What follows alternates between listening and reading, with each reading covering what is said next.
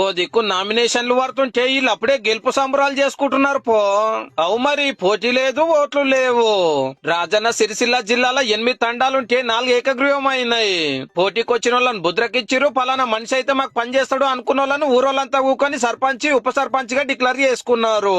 అన్నిటికీ అన్ని పనులు చేస్తామని హామీ ఇచ్చారు. మాకు మా తండా పెద్ద మనుషులని హామీ ఇచ్చి మేము అందరం సహకారంతో వాళ్ళిద్దరిని మేము ఎన్నుకున్నాము. సీఎం రేవంత్ రెడ్డి సార్ సొంతూరు కొండారెడ్డిపల్లిలో కూడా ఏకగ్రీవం అయ్యింది.